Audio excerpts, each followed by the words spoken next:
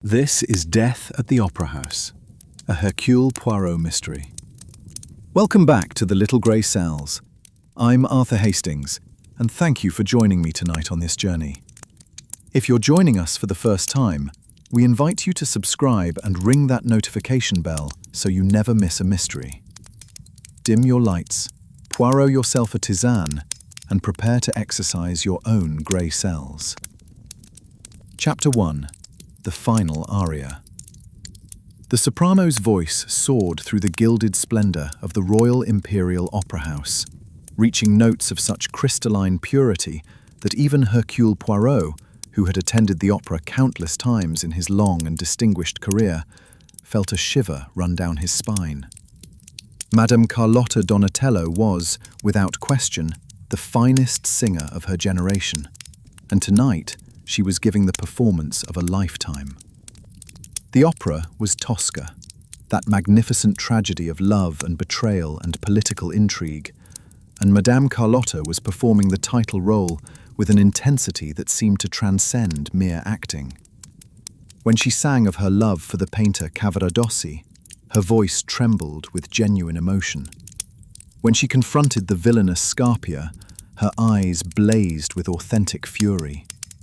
And when she prepared for the famous aria Vici d'arte, that heartbreaking cry of a woman questioning why God has abandoned her, the audience leaned forward in their seats, collectively holding their breath. Poirot sat in the royal box, a guest of Lord Pemberton, the Opera House's principal patron. It was an excellent vantage point from which to observe both the performance and the audience, and Poirot, ever the detective, even in moments of leisure, had been dividing his attention between the two. The audience was the usual glittering assembly of London society. Aristocrats and industrialists, politicians and artists, all dressed in their finest evening clothes and adorned with enough jewellery to ransom a small kingdom. They watched the stage with expressions ranging from genuine appreciation to polite boredom, to the calculating assessment of those who had come to be seen rather than to see. But it was the stage that commanded Poirot's attention as Madame Carlotta began her aria.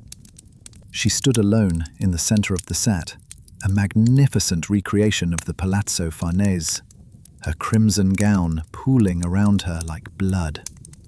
The orchestra played the opening bars with exquisite delicacy, and then she opened her mouth and sang. Vici d'arte, vici d'amore, non feci mai male ad anima viva. I lived for art, I lived for love, I never did harm to a living soul. Her voice filled the opera house, reaching into every corner, touching every heart. Poirot found himself moved, despite his usual emotional reserve, caught up in the beauty and tragedy of the music. This was why people came to the opera, for moments like this, when art transcended the boundaries of the stage and became something almost sacred. And then something went wrong.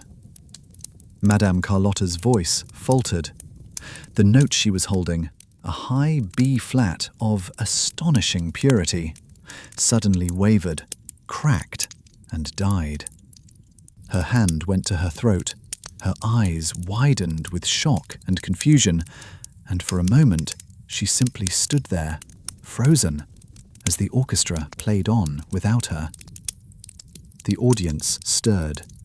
A few people whispered to their companions, wondering if this was part of the performance, some avant-garde interpretation of the aria they had not heard about. But Poirot knew better. He had seen that expression before. The sudden realization that something is terribly, fundamentally wrong with one's body. He had seen it on the faces of poisoning victims, of heart attack sufferers, of people in the grip of medical emergencies that came without warning and left no time for preparation. "She's ill," he murmured to Lord Pemberton. Something is wrong. Even as he spoke, Madame Carlotta staggered. Her hand reached out blindly, seeking support that wasn't there. She took 2 lurching steps toward the wings, then stopped, swaying like a tree in a storm. The orchestra finally faltered to a halt as the conductor turned to see what was happening behind him. And in the sudden silence that followed, Madame Carlotta Donatello, the greatest soprano of her generation, collapsed to the stage floor and lay still. For a moment, no one moved. The audience sat in stunned silence, unable to process what they were seeing. Was this part of the opera? Tosca did die at the end, after all. She threw herself from the battlements of the Castel Sant'Angelo. But that scene came later, much later, and it was not supposed to happen like this, in the middle of an aria, with none of the dramatic staging that should accompany the heroine's death. Then someone screamed. A woman in the stalls, her voice shattering the spell of disbelief that had frozen everyone in place. And suddenly, the opera house erupted into chaos. People rose from their seats, shouting and pointing. The conductor threw down his baton and rushed toward the fallen singer. Members of the chorus and backstage crew came running from the wings, their faces white with shock. The house lights came up, flooding the auditorium with harsh illumination that stripped away all the magic and mystery of the evening, revealing only the prosaic reality of a woman lying motionless on a wooden stage. Poirot was already moving. He pushed past Lord Pemberton, out of the box, and down the corridor that led to the backstage area. His years of experience had taught him that the first minutes after a suspicious death were crucial. Evidence could be lost. Witnesses could disappear. The truth could be obscured by the well-meaning interventions of those who did not understand what they were dealing with. By the time he reached the stage, a crowd had already gathered around Madame Carlotta's prone form. A man in evening dress, Dr. Edmund Sinclair, the opera company's official physician, as Poirot would later learn, was kneeling beside her, his fingers pressed to her throat, his face grim. "Is she?" someone asked, unable to complete the question. Dr. Sinclair looked up, and the expression in his eyes answered the question before his words could. "She's dead. Madame Carlotta is dead." The words hit the assembled crowd like a physical blow. Women sobbed, men swore. Someone, one of the chorus members perhaps, fainted and had to be caught by her companions. And through it all, Hercule Poirot stood at the edge of the crowd, his keen eyes taking in every detail, his grey cells already beginning to process the implications of what he had witnessed. A woman had died in front of 1,000 witnesses. She had been singing one moment and collapsing the next, with no apparent cause and no warning. The manner of her death, the sudden faltering, the hand to the throat, the staggering collapse, suggested poison rather than natural causes.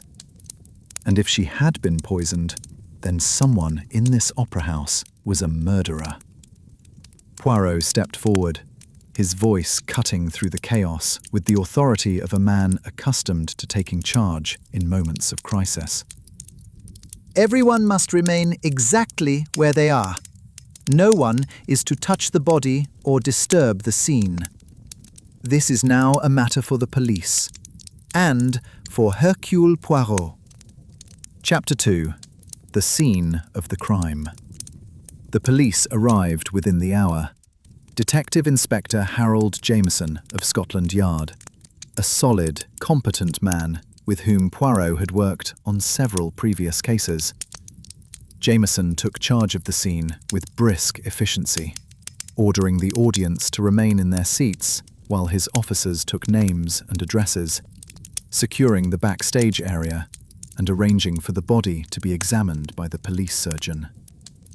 But he also, with a wisdom born of experience, deferred to Poirot in matters of detection. "I've seen enough of your work to know better than to interfere," he told the Belgian detective. "You examine the scene, talk to whoever you need to talk to, and tell me what you find. I'll handle the official aspects." Poirot accepted this arrangement with a gracious nod. He had always found Inspector Jameson to be a reasonable man, more interested in solving crimes than in protecting his professional territory. It was a quality he appreciated, especially in situations like this one, where time was of the essence and jurisdictional squabbles could cost precious hours. The first order of business was to examine the body. Madame Carlotta lay where she had fallen, her crimson gown spread around her like the petals of a dying flower. Her face, in death, had lost the animation that had made her such a compelling performer. Now she looked merely ordinary, a middle-aged woman with dark hair and unremarkable features, distinguished only by the theatrical makeup that still clung to her skin. But it was her expression that caught Poirot's attention. Her eyes were wide open, frozen in an expression of surprise and horror. Her lips were slightly parted, as though she had been trying to speak or to scream in the moment of her death. And there was a faint bluish tinge to her skin, particularly around the mouth and fingernails, that suggested asphyxiation or poisoning. "The symptoms are consistent with cyanide," Dr. Sinclair said, kneeling beside Poirot. He had remained on stage after pronouncing death, his medical training making him a valuable resource even in the midst of his obvious distress. The sudden onset, the cyanosis, the rapid collapse, all classic signs. But I cannot be certain without a proper autopsy. Cyanide. Poirot repeated the word thoughtfully. A fast-acting poison, difficult to detect, and relatively easy to obtain for someone with the right connections. It would have had to be administered shortly before her collapse, within 15 or 20 minutes at most. "She was fine during the first act," Dr. Sinclair said. "I saw her in the wings during the interval, and she seemed perfectly healthy. Whatever killed her, she must have ingested it after that, sometime during the second act." During the second act, while she was on stage, in front of 1,000 witnesses. Poirot's eyes swept the stage, taking in every detail. "Tell me, Doctor, during the performance, does Madame Carlotta consume anything? Food, drink, anything that might have been tampered with?" Dr. Sinclair considered the question. "There's a goblet of wine in the second act, part of the staging. Tosca drinks from it during her scene with Scarpia. But it's not real wine, of course, just coloured water. The props department prepares it before each performance." "The goblet, where is it now?" They found the goblet lying on its side near the edge of the stage, where it had apparently rolled when Madame Carlotta collapsed. It was a beautiful thing, gilded and jewelled, clearly a valuable prop that had been used in many productions. Poirot knelt beside it, careful not to touch it with his bare hands, and peered at the small amount of liquid that remained in the bottom. "This must be tested immediately," he said. "If the poison was in the goblet, then someone tampered with it between the interval and the second act. That narrows our window considerably." "But who would have had access to it?" Dr. Sinclair asked. "The props are kept in a secured area backstage. Only authorized personnel are allowed near them." "That is precisely what we must determine." Poirot straightened, his eyes moving from the goblet to the wings, to the vast backstage area that stretched behind the visible portion of the stage. Tell me about the opera company, Doctor. Who are the principal players? Who might have had reason to wish Madame Carlotta harm? Dr. Sinclair's expression became troubled. That is a complicated question, Monsieur Poirot. The world of opera is passionate. Emotions run high, rivalries are intense, and grudges can last for years. Madame Carlotta was the undisputed star of the company, but that position made her as many enemies as admirers. Give me names. Specific people who might have had motive to kill her. Well, there's her understudy, Miss Violet Blackwood. She's been waiting in the wings, quite literally, for years, hoping for a chance to perform the leading roles that Carlotta always claimed for herself. And there's Marco Cellini, the company's principal tenor, who was romantically involved with Carlotta until she ended the relationship rather publicly last month. And Sir Reginald Harper, the company's director, who has been fighting with Carlotta for months over her demands for higher pay and better billing. Anyone else? There's always gossip in the theatre, Monsieur Poirot. Rumours of affairs, of professional jealousies, of old scores that have never been settled. Carlotta was not an easy woman to work with. She was demanding, temperamental, and utterly convinced of her own superiority. She made enemies easily, and friends rarely. A woman with many enemies, killed in the most public manner possible. Poirot's eyes glittered with intellectual interest. This was not a crime of impulse, Doctor. This was planned, deliberate, executed with precision and timing. The murderer knew exactly when and how Carlotta would drink from that goblet. They knew the routines of the backstage area, the movements of the props, the schedule of the performance. This was someone who understood the opera house intimately, someone who belonged here. You're saying the murderer is one of us, one of the company? I am saying that the murderer is someone who had access, opportunity, and knowledge. Whether they are a member of the company or someone connected to it in another way, the Selbert response. Poirot turned toward the wings, where a cluster of performers and stagehands had gathered, their faces pale with shock and fear. First, I must speak with everyone who had access to that goblet between the interval and Madame Carlotta's death. Chapter 3. The Suspects Gather. The Royal Imperial Opera House had a green room, a large, comfortable space where performers gathered between scenes and during intervals. It was here that Inspector Jameson had assembled the principal members of the company, along with those backstage personnel who might have had access to the props area during the critical period. Poirot surveyed the gathering with interest.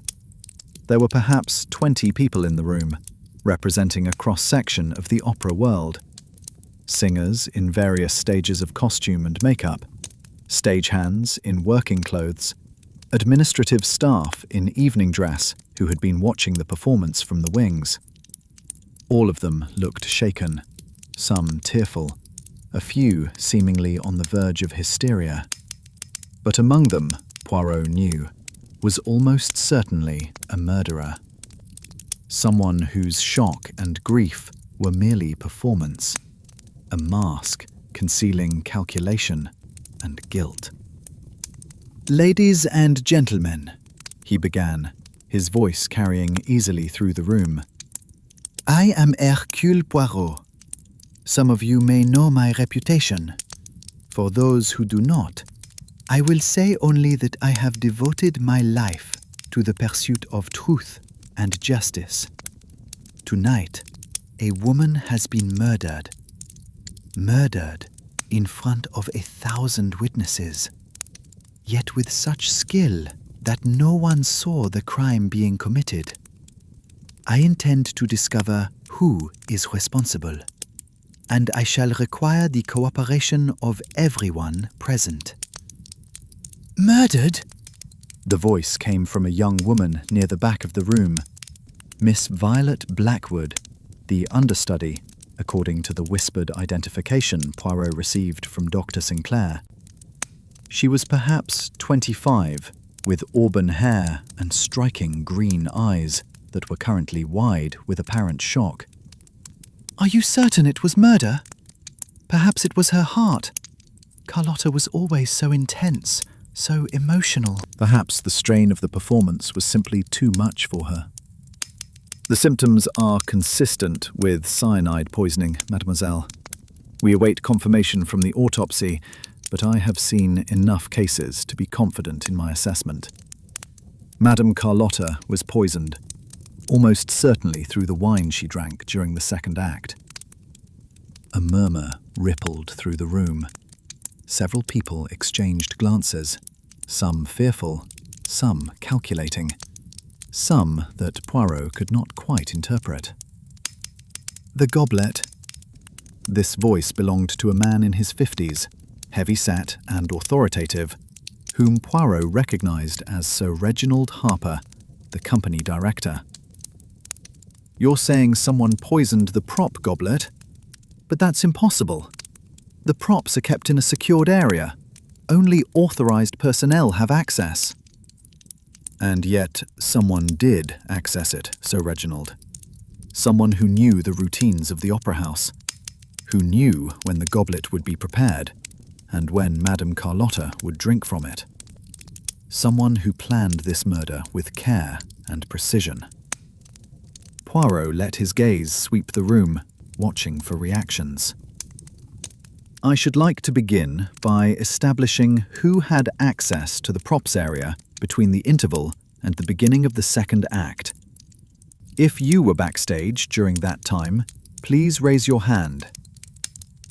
About half the room raised their hands, a mix of performers, stagehands, and administrative staff. Poirot made mental note of each one, filing away names and faces for further investigation. Thank you. Now, I should like to speak with each of you individually, beginning with those who were closest to Madame Carlotta, professionally and personally. Miss Blackwood, as her understudy, you would have been particularly aware of her routines and habits. Would you be so good as to speak with me first? Miss Blackwood's face went pale, but she nodded and rose from her seat. Of course, Monsieur Poirot. I have nothing to hide. We shall see, mademoiselle. We shall see. The interview with Violet Blackwood took place in a small office adjacent to the green room. She sat across from Poirot, her hands clasped tightly in her lap, her green eyes fixed on some point over his shoulder, as though she could not quite bring herself to meet his gaze. Tell me about your relationship with Madame Carlotta, Poirot began. We were colleagues. I was her understudy. I have been for the past 3 years. I learned her roles, attended her rehearsals, watched her performances from the wings. When she was ill or unavailable, I stepped in. Otherwise, I waited. Waited? That must have been frustrating, mademoiselle. To have such talent, and I am told you have considerable talent, and yet to be always in someone else's shadow. Violet's jaw tightened. It was the nature of my position. Carlotta was the star. I was the backup. That's how the opera world works. And you accepted this arrangement without resentment? I accepted it because I had no choice. Carlotta was brilliant, there's no denying that. She deserved her position at the top. My time would come eventually. I just had to be patient. But patience has its limits, does it not? 3 years is a long time to wait in the wings, watching someone else receive the applause that might have been yours. And Carlotta showed no signs of retiring, no intention of stepping aside to make room for younger performers. How much longer were you prepared to wait, mademoiselle? As long as necessary. But there was a crack in Violet's composure now, a hint of bitterness beneath the professional facade. I would never have... I didn't kill her, if that's what you're suggesting. I wanted to succeed her, not murder her. Where were you during the interval, and during the first part of the second act? During the interval, I was in my dressing room. I share a space with 2 other chorus members, Maria Rossi and Elena Volkov. They can confirm I was there. During the second act, I was in the wings, watching the performance. I always watch when Carlotta performs. I study her technique, her choices, her interpretation. It's how I learn. Did you see anyone approach the props table during the interval? Anyone who might have tampered with the goblet?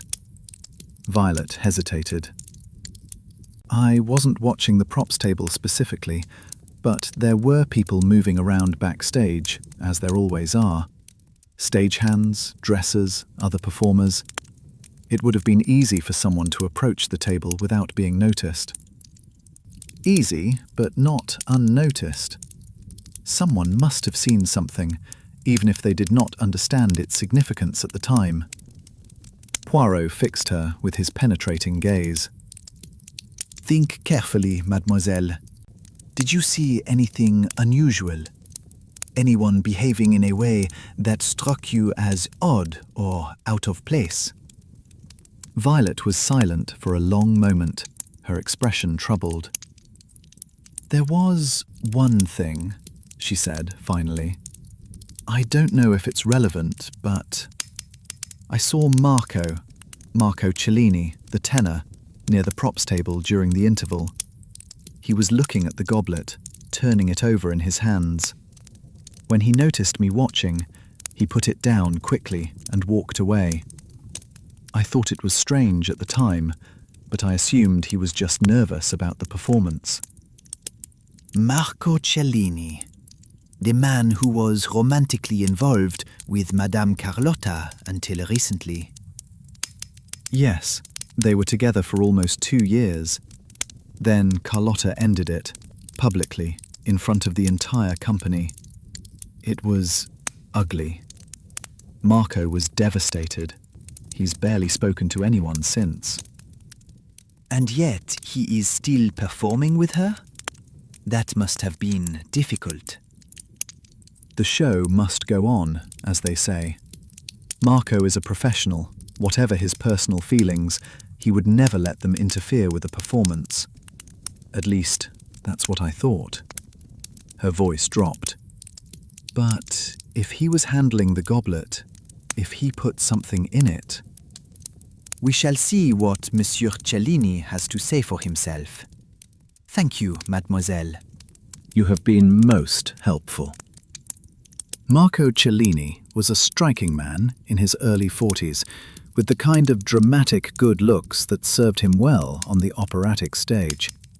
His dark hair was silvered at the temples, his features were sharply defined, and his eyes, dark, intense, and currently burning with barely suppressed emotion, spoke of a passionate nature that could be either an asset or a liability. You wish to know if I killed Carlotta, he said, before Poirot could even begin his questioning. The answer is no. I loved her. Loved her more than I have ever loved anyone in my life. Her death has destroyed me. And yet, she ended your relationship, publicly, humiliatingly, in front of your colleagues. That must have caused you considerable pain. It did. But pain is not motive for murder, Monsieur Poirot. I am an artist. I understand passion. both its heights and its depths. What Carlotta did to me was cruel, yes, but I never stopped loving her. I never could have harmed her. You were seen handling the prop goblet during the interval, Monsieur Cellini. The same goblet that may have contained the poison that killed Madame Carlotta. How do you explain this? Marco's face went pale. I was looking at it, yes, but I didn't put anything in it. I swear to you, I never touched the liquid inside. Why were you looking at it? Because... He stopped, his expression anguished. Because I was thinking about what the goblet represented. In the opera, Tosca drinks from it during her scene with Scarpia, the villain who destroyed her life, who killed her lover, who drove her to murder and then to suicide. I was thinking about how Carlotta was like Tosca, beautiful, passionate, ultimately doomed. I was thinking about how I had been her Cavaradossi, the man who loved her and was destroyed by that love. I was being morbid, Monsieur Poirot, self-indulgent, but I was not being murderous. Did anyone see you handling the goblet? Anyone who could confirm that you did not add anything to it? I don't know. I wasn't paying attention to who was watching, but I swear to you on everything I hold sacred, I did not poison that goblet. I loved Carlotta. Even after everything she did to me, I loved her. Poirot studied the tenor's face, searching for signs of deception. What he found instead was genuine anguish, the raw, unfiltered grief of a man who had lost someone precious to him. Either Marco Cellini was an even better actor than his operatic career suggested, or he was telling the truth. But actors, Poirot reminded himself, were by profession deceivers. And the opera world was full of people who had spent their lives learning to make audiences believe things that were not true. Chapter 4. Behind the Curtain. Extended. The interviews continued through the night, each one adding new pieces to the puzzle that Poirot was assembling in his mind. After speaking with Marco Cellini, he turned his attention to the other members of the company, the supporting players, the chorus members, the backstage crew who kept the elaborate machinery of opera in motion. Maria Rossi and Elena Volkov, the chorus members who shared a dressing room with Violet Blackwood, confirmed that the understudy had indeed been with them during the interval. They described her as nervous and distracted, constantly checking her appearance in the mirror and muttering to herself about technical details of the performance. Neither had noticed anything suspicious about her behavior, though both admitted that they had been too preoccupied with their own preparations to pay close attention. Violet has always been intense, Maria said, her Italian accent thick with emotion. She lives and breathes opera. It is everything to her. She has waited so long for her chance, watching Carlotta from the wings, studying every gesture, every inflection. I think sometimes she knows Carlotta's roles better than Carlotta did herself. Did she resent Carlotta? Poirot asked. Did she ever express anger or frustration at being kept in the shadows? Maria exchanged a glance with Eleanor before answering. She complained sometimes. We all did. Carlotta was not easy to work with. She demanded perfection from everyone around her and was quick to criticize when she didn't get it. But Violet never seemed angry. Not really. She just seemed determined, like she knew her time would come and was willing to wait for it. And now her time has come, has it not? With Carlotta dead, Violet becomes the leading soprano of the company. I suppose so. But Violet would never have killed Carlotta. I'm certain of it. She's ambitious, yes, but she's not a murderer.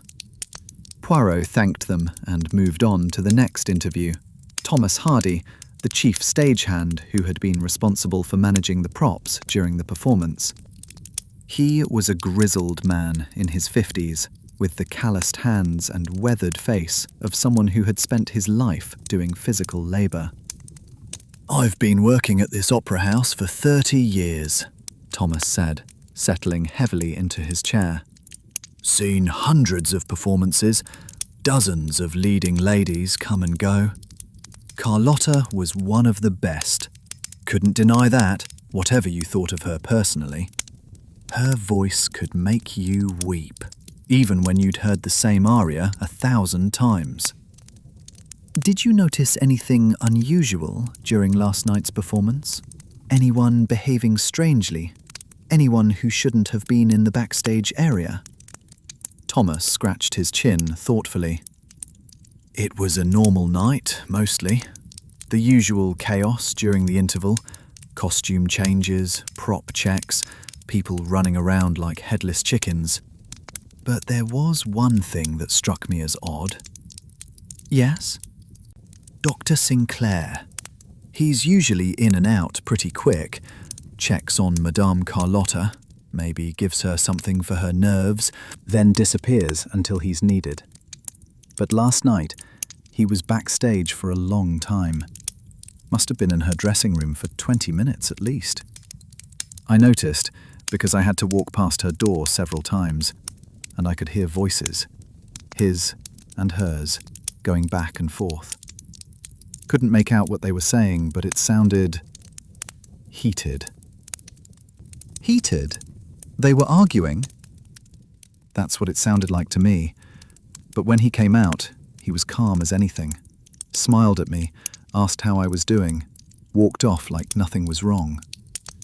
I thought maybe I'd imagined it. This was new and potentially significant information.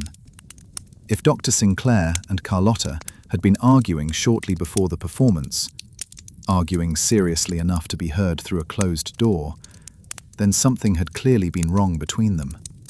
But what? And how did it connect to her death? "Did you see Dr. Sinclair near the props table at any point?" Poirot asked. "Near the goblet that Madame Carlotta used in the second act?" "Can't say that I did, but there were a lot of people moving around backstage. He could have been anywhere, and I might not have noticed." "What about anyone else? Did you see anyone approach the props table who shouldn't have been there?" Thomas thought for a moment. "The only person I saw near the props table was Mrs. Harmon. She's the props mistress, so that's normal. And one of the chorus girls, I think, the one with the red hair. She was looking at the costumes nearby, might have brushed past the table. But I didn't see anyone actually touch the goblet." "The chorus girl with red hair. Do you know her name?" "That'd be young Lily Chen. She's Chinese. Well, half Chinese anyway. Pretty thing, but quiet. Keeps to herself mostly. Another name to add to his list." Poirot made a note and continued his questioning, methodically working through the backstage personnel until he had spoken with everyone who had been present during the critical period. The picture that emerged was consistent, but frustrating. Everyone agreed that the interval had been chaotic, that people had been moving constantly, that anyone with backstage access could have approached the props table without being noticed. No one had seen anything definitively suspicious. No one could point to a specific person and say, "That one, they poisoned the goblet." Which meant either that the murderer had been extraordinarily careful, or that they had been so familiar with the backstage environment that their presence near the props table had not registered as unusual to anyone who might have observed them. Chapter 5. Secrets and Lies. Extended. The following morning brought the results of the autopsy, delivered to Poirot by Inspector Jameson over breakfast at the detective's hotel. The report confirmed what Poirot had suspected.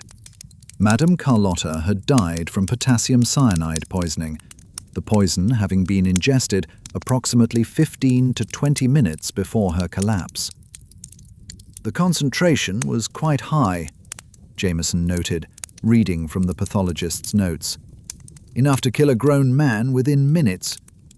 The fact that Carlotta lasted as long as she did suggests either a remarkable constitution or some factor that delayed the poison's effects.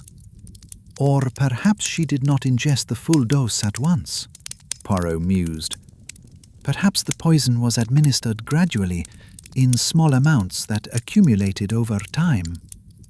Is that possible with cyanide? It is unusual, but not impossible. If the poison were dissolved in a liquid that the victim consumed over an extended period, a drinking flask perhaps, or a bottle of water kept near the stage, the effects might be delayed until the accumulated dose reached lethal levels. This thought planted a seed in Poirot's mind that would eventually grow into the solution of the case.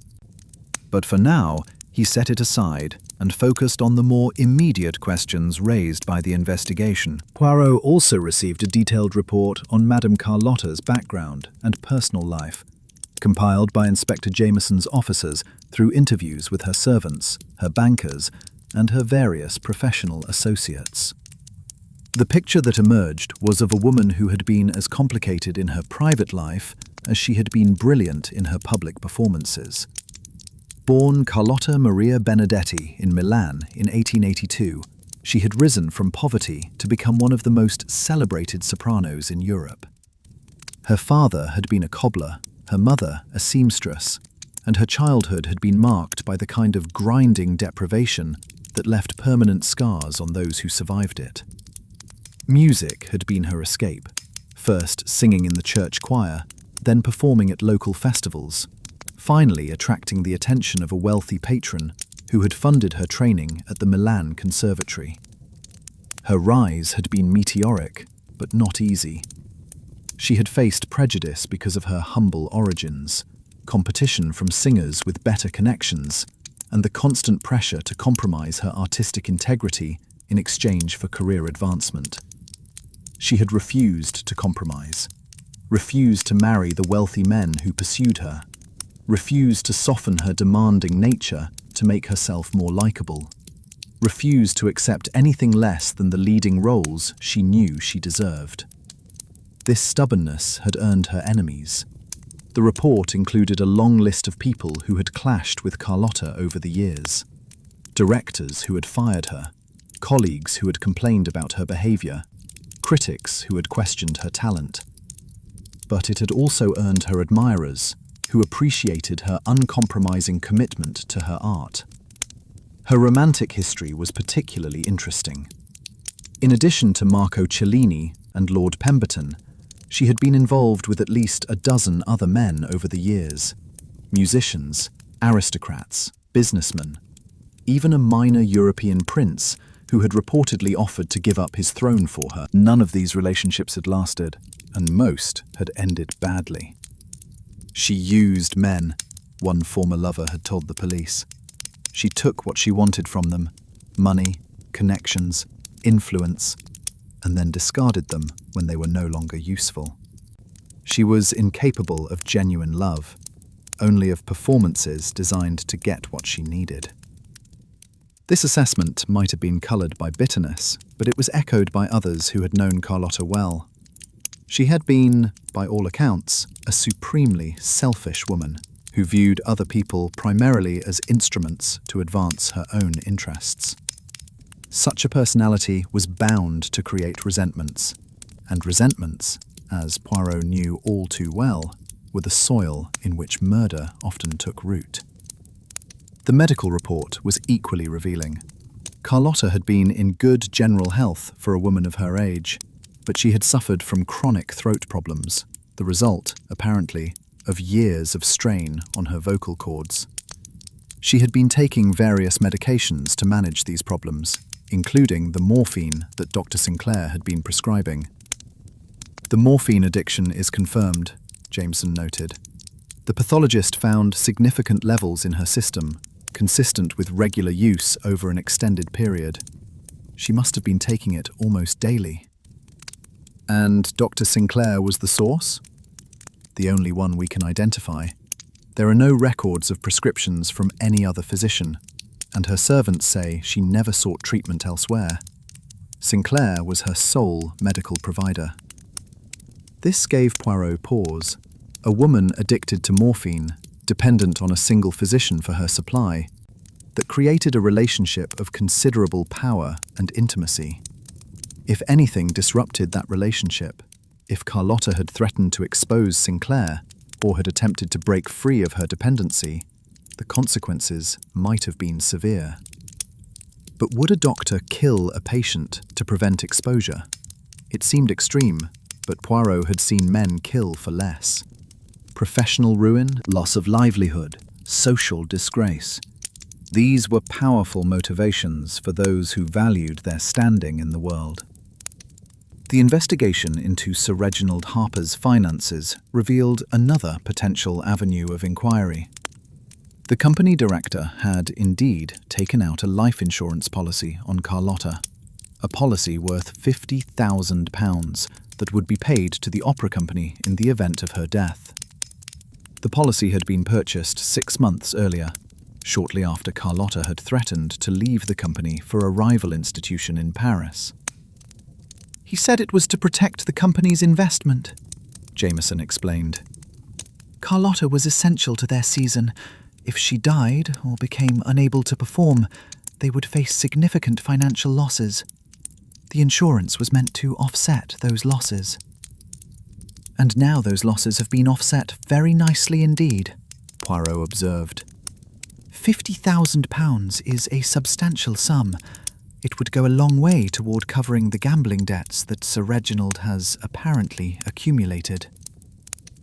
"You think he killed her for the insurance money?" "I think it is a possibility that must be investigated.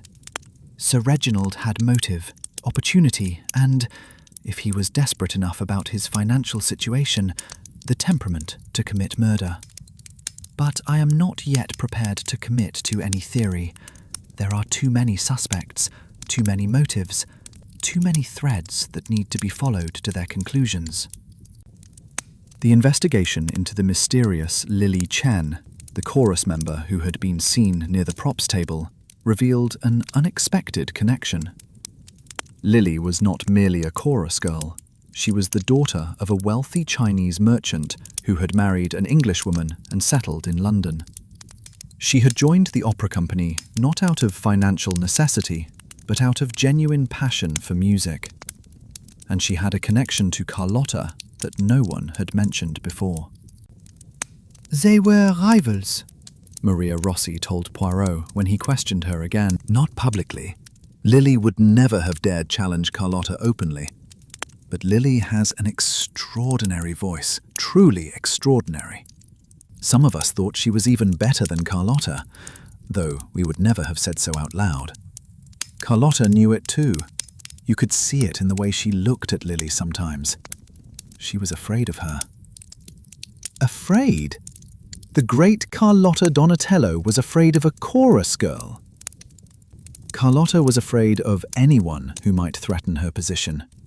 She had spent her whole life fighting to get to the top, and she was terrified of being knocked off. Lily was young, beautiful, talented, everything Carlotta had been 20 years ago. I think Carlotta saw her as the future, and she didn't like what she saw. Did Lily resent Carlotta? I don't know. Lily never talked about her feelings. She's very reserved, very private. But I noticed that she always watched Carlotta's performances with an intensity that seemed strange, like she was studying a specimen under a microscope, analyzing every detail. This added another dimension to the case. If Lily Chen had been nursing a secret ambition to replace Carlotta, If she had been waiting for an opportunity to advance her career at the older woman's expense, she might have decided to create that opportunity herself. But the evidence against her was thin. She had been seen near the props table, yes, but there was no proof she had touched the goblet. And her quiet, reserved demeanour didn't fit the profile of a murderer. Though Poirot knew better than to dismiss anyone based on appearances alone. Chapter 4. Behind the Curtain. The interviews continued through the night, each one adding new pieces to the puzzle that Poirot was assembling in his mind. Sir Reginald Harper, the company director, proved to be a blustering man who seemed more concerned about the scandal than the tragedy. "This will ruin us," he declared, pacing the small office with agitated steps. The Royal Imperial Opera Company has been the premier operatic institution in London for over a century. We've survived wars, financial crises, changes of government. But murder? The publicity alone will destroy our reputation. Not to mention the practical considerations. We have a full season of performances scheduled, and our leading soprano is now lying in the morgue. You were not fond of Madame Carlotta, I understand, Poirot observed mildly. Fond of her? I despised the woman. She was impossible to work with, constantly demanding higher fees, better billing, more control over artistic decisions. She threatened to leave the company at least once a month, usually just before some crucial performance when she knew we couldn't replace her. She held us hostage with her talent, and she knew it. That must have made you very angry. It made me furious. But it didn't make me a murderer, if that's what you're suggesting. Carlotta was valuable to this company. Infuriating, impossible, but valuable. Her performances sold out months in advance. Her recordings brought in revenue from around the world. Killing her would have been like burning down my own house to get rid of a mouse. And yet someone did kill her. Someone who had access to the backstage area, who knew the routines of the company, who understood exactly when and how to strike. Well, it wasn't me. I was in my private box during the entire second act, surrounded by guests who can confirm my presence. I didn't go backstage until after Carlotta collapsed.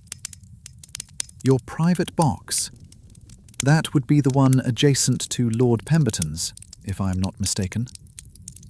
Yes, the director's box. It has an excellent view of the stage. And of the wings? Could you see the backstage area from your position? Sir Reginald paused, considering the question. Parts of it, yes. The stage left wings are partially visible from that angle. Why do you ask? Because I am interested in who might have observed the props table during the performance. If someone approached it during the second act, after the interval when the goblet had already been prepared, they might have been seen by an observer in the boxes. I wasn't watching the wings, Monsieur Poirot. I was watching the stage, like everyone else. Carlotta's performance was magnificent, right up until the moment she collapsed. I didn't notice anything unusual backstage. A pity. Thank you, Sir Reginald. I may have more questions for you later. The next interview was with Mrs. Patricia Harmon, the head of the props department, a brisk, efficient woman in her 60s who ran her domain with military precision. I prepare the goblet myself before each performance, she explained. I fill it with coloured water, a mixture of water and food colouring that looks like red wine under the stage lights.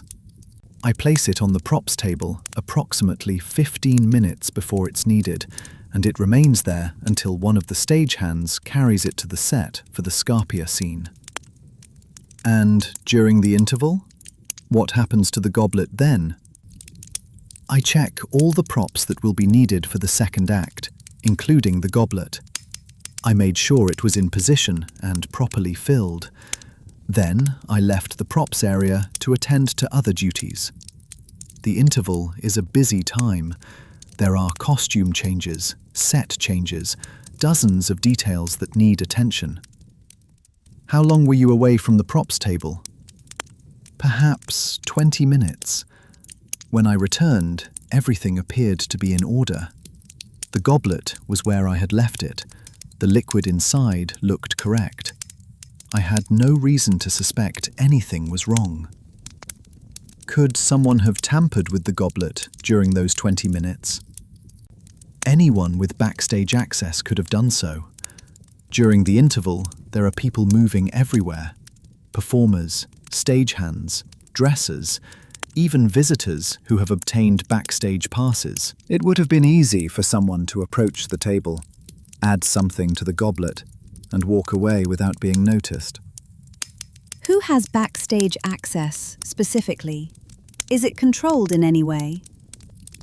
There's a stage door with a security guard, but he mainly checks credentials for people coming in from outside. For company members and regular staff, access is unrestricted. We're like a family here. She stopped, her face twisting with irony. Or at least we were. It seems our family includes a murderer. One more question, Mrs. Harmon. Is there any way someone outside the company could have gained access to the backstage area without being noticed? She considered this. It's possible, but it would be difficult. They would need to know their way around, know the routines, know when and where they could move without attracting attention. A stranger wandering backstage would be noticed and questioned, but someone who looked like they belonged. She shrugged. People see what they expect to see.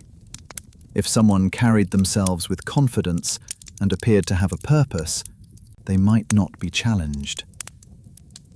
This was, Poirot reflected, exactly the problem. The opera house was a world unto itself, with its own rules and routines, its own cast of characters who moved through its spaces with practiced familiarity. Any one of them could have poisoned the goblet.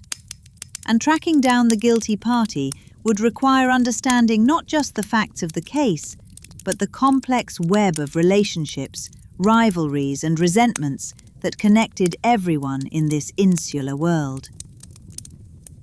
Chapter 5. Secrets and Lies. The following morning brought the results of the autopsy, which confirmed what Poirot had suspected. Madame Carlotta had died from potassium cyanide poisoning, the poison having been ingested approximately 15 to 20 minutes before her collapse. The concentration in the goblet residue was high enough to be fatal within minutes of consumption. Whoever had prepared the poison had known exactly what they were doing. Poirot also received a detailed report on Madame Carlotta's background and personal life, compiled by Inspector Jameson's officers through interviews with her servants, her bankers, and her various professional associates. The picture that emerged was of a woman who had been as complicated in her private life as she had been brilliant in her public performances. Born Carlotta Maria Benedetti in Milan in 1882, she had risen from poverty to become one of the most celebrated sopranos in Europe. Her voice had been her ticket out of the slums, and she had used it ruthlessly, climbing over anyone who stood in her way. She had been married twice, first to an Italian count who had died under mysterious circumstances, leaving her his fortune, and then to an English banker who had divorced her after discovering her numerous infidelities. Her romantic history was extensive and colourful. In addition to Marco Cellini, she had been linked with various aristocrats, artists and businessmen over the years, affairs that had often ended badly, leaving behind a trail of broken hearts and bitter resentments. She had also been involved in several professional feuds, including a legendary rivalry with another soprano, Madame Elena Voss, that had resulted in public confrontations, legal battles, and mutual accusations of sabotage. Madame Voss, Poirot murmured, looking at the photograph in the file. She is not currently with the Royal Imperial Company, is she? No, sir, Inspector Jameson replied. She performs primarily in Vienna and Berlin these days, but, according to our sources, she was in London last week, attending a private event at the German embassy. Was she at the opera last night? We're checking the audience lists now. It would be unusual for her to attend a performance by her greatest rival, but not impossible. Not impossible at all. In fact, it might be exactly the kind of thing that would appeal to a woman of Madame Voss's temperament. Watching her enemy perform, savouring the anticipation of what was to come. Poirot set down the file and reached for another. What else do we know about the people who were backstage last night? The files on the company members revealed a web of connections that was even more complex than Poirot had anticipated. Violet Blackwood, the understudy, had been struggling financially for years, surviving on a meagre salary while watching Carlotta earn a fortune.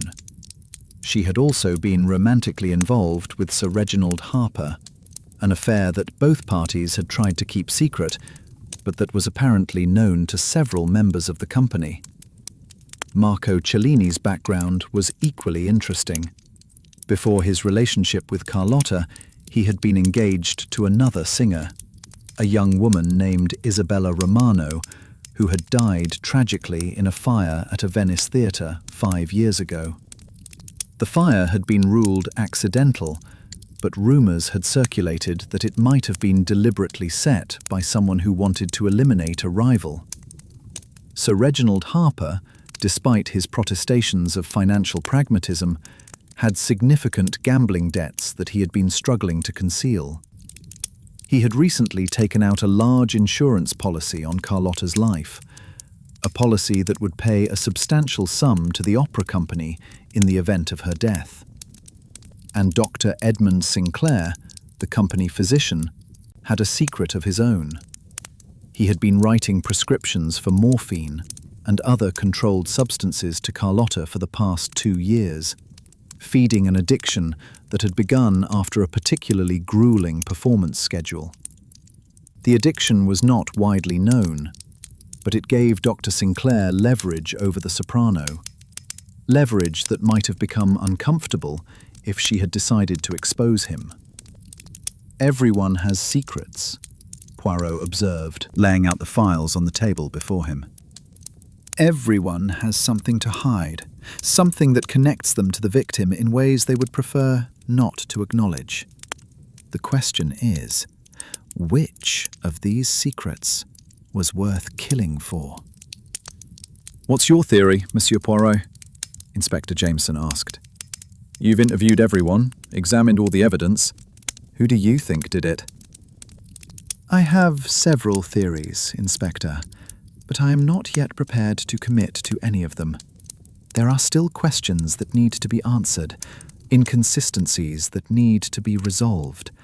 I need to speak with more people, examine more evidence, understand more fully the dynamics of this remarkable and dangerous world. Is there anyone specific you want to interview next? Poirot considered the question. Yes, I should like to speak with 2 people who were not on our original list of suspects. The first is Lord Pemberton, the opera's principal patron, in whose box I was sitting when Madame Carlotta collapsed. And the second is a woman I hope is still in London, Madame Elena Voss, Carlotta's greatest rival. You think one of them might be involved? I think everyone who had a connection to Carlotta Donatello is potentially involved, Inspector.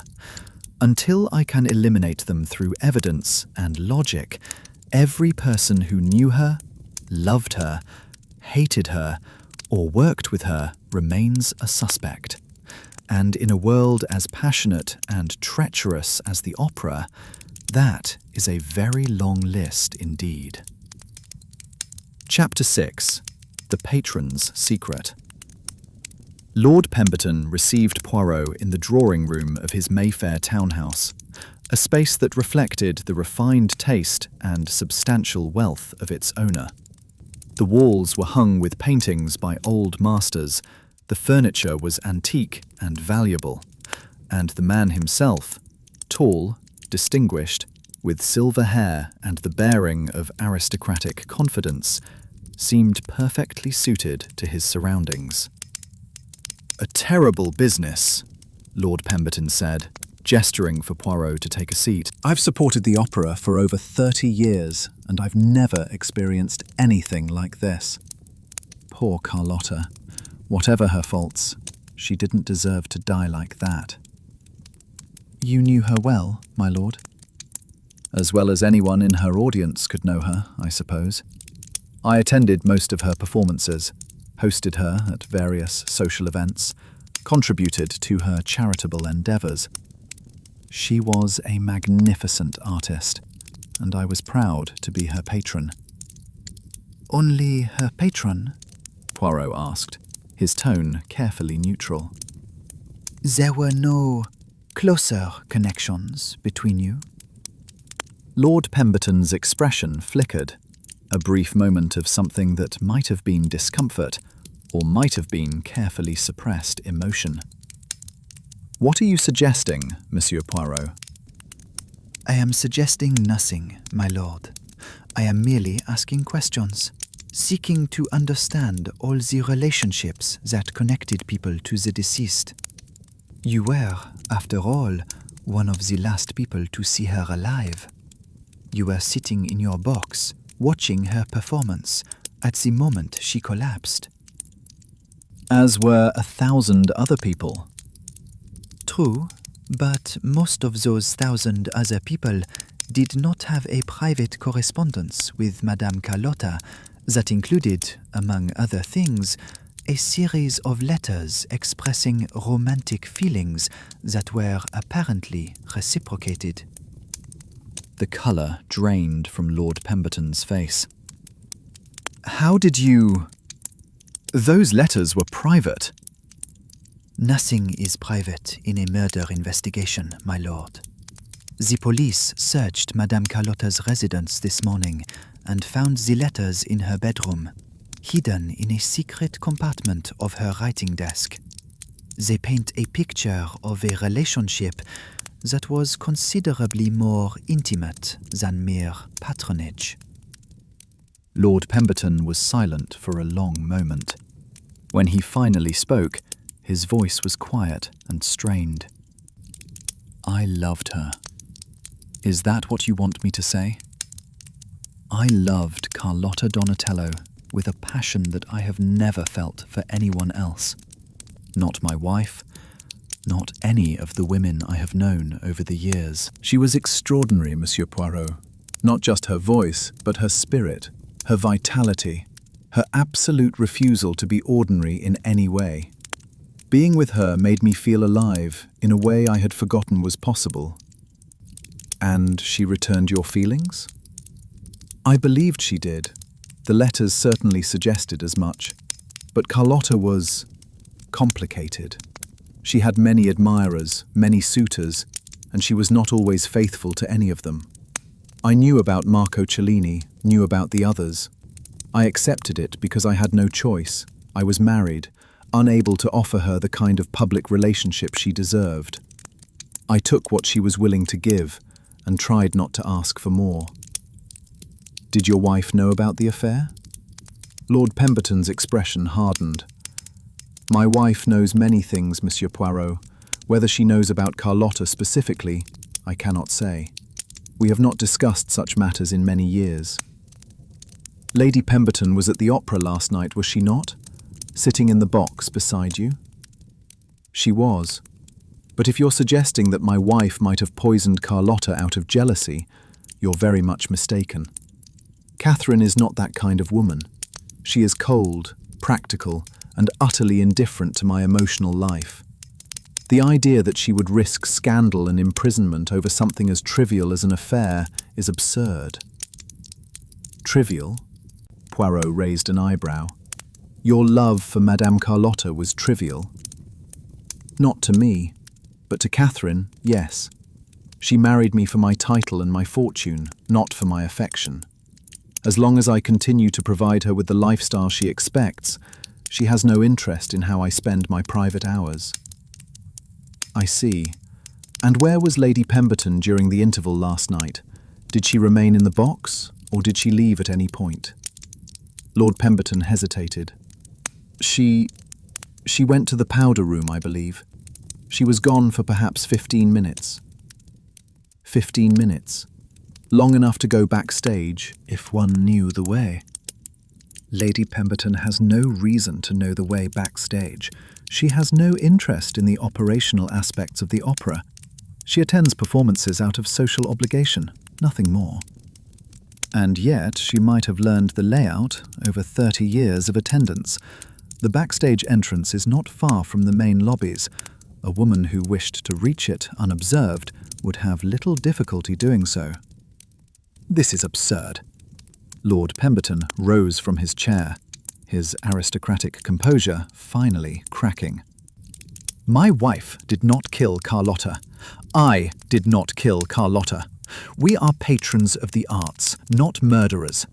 If you have evidence to the contrary, present it. Otherwise, I must ask you to leave. I have no evidence, my lord. Only questions.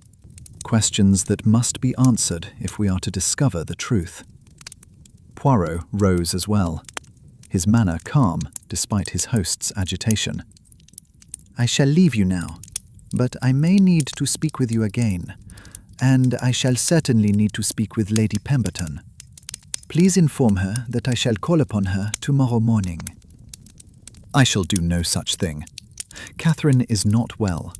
She has been confined to her bed since last night, distressed by what she witnessed at the opera. I will not have her subjected to an interrogation. Distressed? Or frightened, perhaps, that her actions might be discovered? Poirot moved toward the door, then paused and turned back. One more question, my lord. The letters between you and Madame Carlotta, when did they end? When was the last time you corresponded with her? Lord Pemberton's face went blank. I don't remember exactly. A few weeks ago, perhaps? Strange, because according to our examination of the letters, the most recent one was dated 3 days ago, and its contents suggest that Carlotta was planning to end your relationship, permanently and publicly. The silence that followed was deafening. Lord Pemberton stood frozen, his face a mask of shock and dawning horror. She was going to expose you, my lord. She was going to reveal your affair to the world, to the press, to society, to your wife. She was going to destroy your reputation and your marriage in one stroke. That letter was quite explicit about her intentions. I didn't know. I swear I didn't know. The letter you're describing, I never received it. The last letter I saw from Carlotta was affectionate, loving, full of plans for our future together. Then perhaps someone intercepted the later letter. Someone who did not want you to know what Carlotta was planning. Someone who decided to take matters into their own hands. Poirot left Lord Pemberton standing in his drawing room, a man whose world had just collapsed around him. Whether his shock was genuine or feigned, the detective could not yet determine. But the information about the letter, the threat of exposure, the motive for silencing Carlotta, had clearly struck a nerve. The web of connections was growing ever more complex, and somewhere in that web, Poirot was certain lurked the spider who had spun it all. Chapter 6. The Patron's Secret. Extended Investigation. The investigation into Lord Pemberton's affair with Carlotta yielded additional revelations that complicated the case even further. The letters found in Carlotta's secret compartment told a story of passion, jealousy, and, ultimately, betrayal that spanned nearly 3 years. Lord Pemberton had first met Carlotta at a charity gala in 1929, and the attraction had been immediate and overwhelming. Despite his marriage, despite his position in society, despite all the risks such a liaison entailed, he had pursued her with the single-minded determination of a man possessed. Carlotta had resisted at first, or had appeared to resist, cultivating his desire through strategic withdrawal and carefully measured encouragement. Their affair had begun 6 months later, conducted in secret through a network of rented apartments, country retreats, and carefully arranged meetings during Carlotta's tours. Lord Pemberton had showered her with gifts, jewellery, furs, a small estate in the south of France, and had used his influence to advance her career in ways both subtle and significant. He had introduced her to the right people, secured invitations to the right events, and ensured that her name appeared in the right publications. In return, Carlotta had given him what? The letters suggested genuine affection, but Poirot had learned to be sceptical of such evidence. Carlotta was a performer, after all, trained from childhood to make audiences believe things that were not true. Her letters might have been as carefully crafted as her stage performances, designed to keep Lord Pemberton invested in the relationship, while she extracted maximum benefit from his devotion. The final letter, the one Poirot had mentioned to Lord Pemberton, was different in tone from all the others. It was cold, businesslike, utterly lacking in the warmth and affection that had characterized their previous correspondence. "My dear Robert," it began, Lord Pemberton's Christian name, "I am writing to inform you that our arrangement has come to an end. I have found another patron whose support is more useful to my career, and I no longer require your services. You may keep the memories of our time together, but I would advise you not to speak of them to anyone. If you attempt to contact me, or if word of our relationship should become public, I will be forced to take action that you will find most unpleasant. I have kept copies of all your letters, including those in which you expressed opinions about certain political matters that would not reflect well on you if they became known. I trust I have made myself clear. Goodbye, Robert. It has been educational."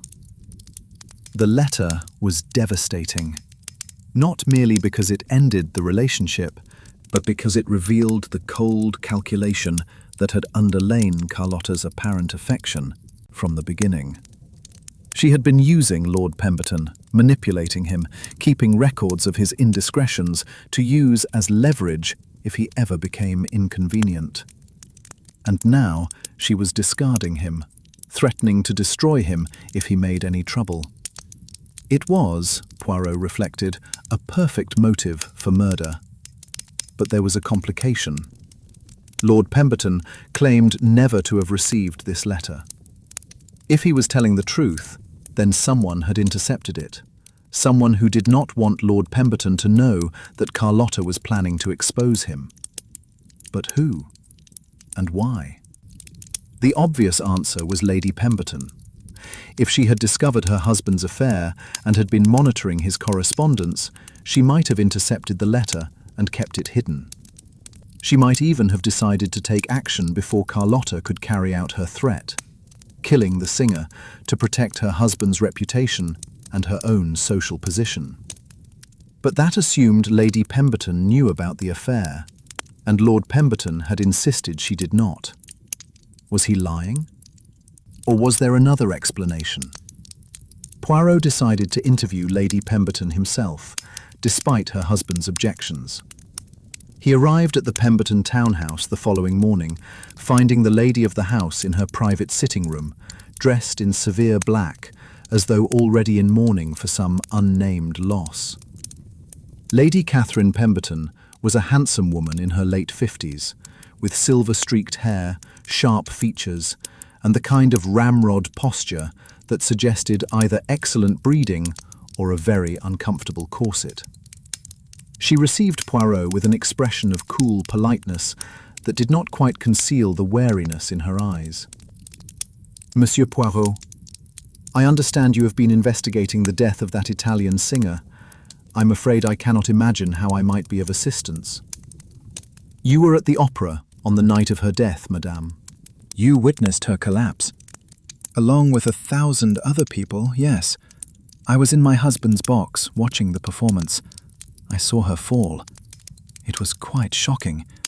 One does not expect such things at the opera." "And during the interval? Where were you then?"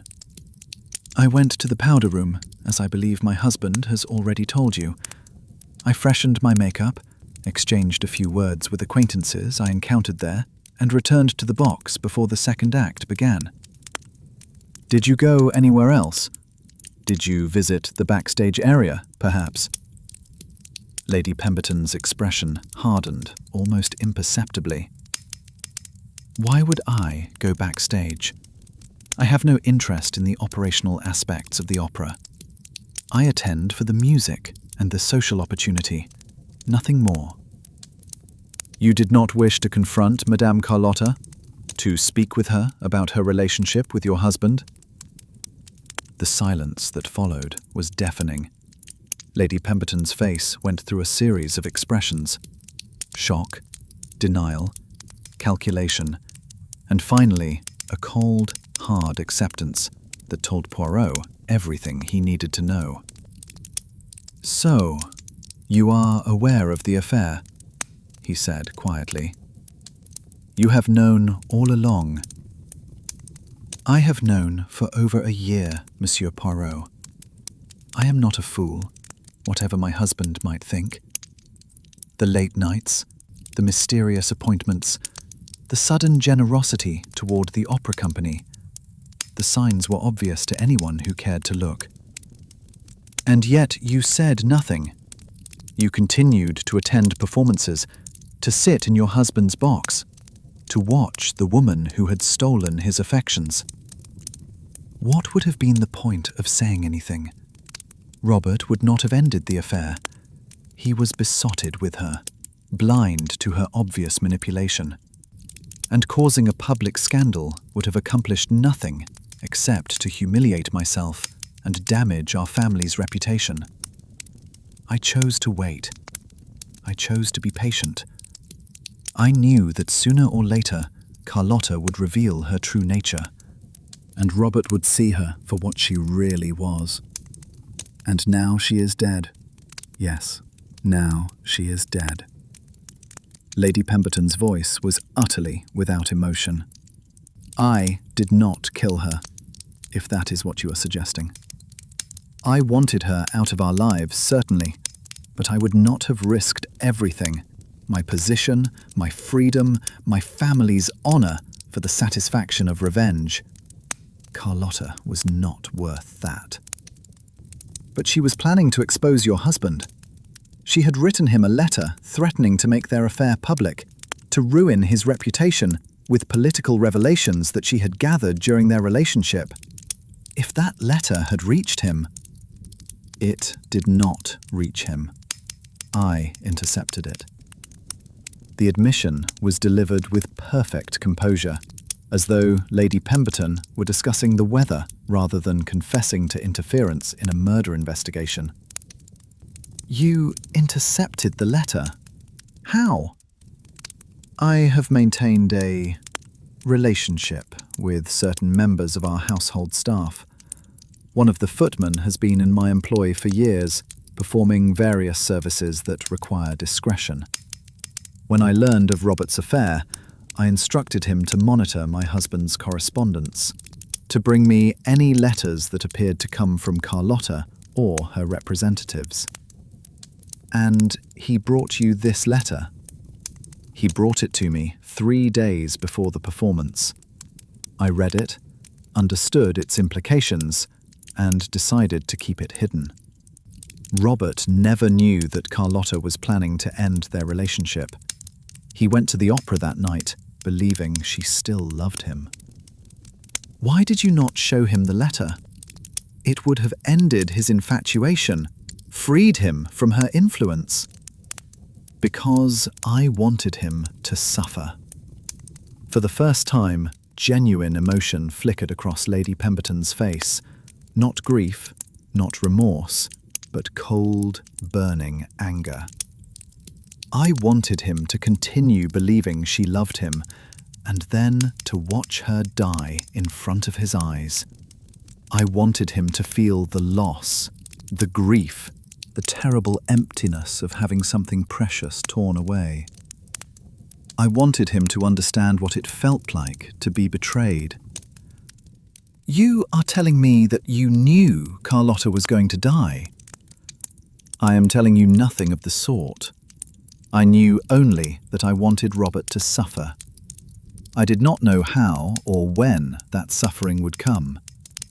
Carlotta's death was convenient, but it was not my doing. Poirot studied her face, searching for any sign of deception. What he found instead was something far more disturbing. The absolute conviction of a woman who believed herself innocent, despite having just admitted to actions that complicated the case immeasurably. You intercepted the letter. You concealed it from your husband. You allowed him to go to the opera, believing Carlotta still loved him, knowing that some kind of revelation was imminent. And yet you claim to have had no knowledge of the murder? I claim to have committed no murder, Monsieur Poirot. There is a difference. Yes, I acted to protect my interests, to ensure that whatever happened, I would be in a position to manage the consequences. But I did not poison Carlotta. I did not touch the goblet. I did not even go backstage. Whatever happened to that woman, it happened without my involvement. Can you prove this? Can you prove otherwise? Lady Pemberton's smile was thin and cold. I was in the powder room during the interval, as I said. I was in my box during the second act. I had no opportunity to approach the props table or to tamper with anything Carlotta might have consumed. The fact that I knew about my husband's affair does not make me a murderer. She was right, of course. Knowledge and motive were not evidence of guilt.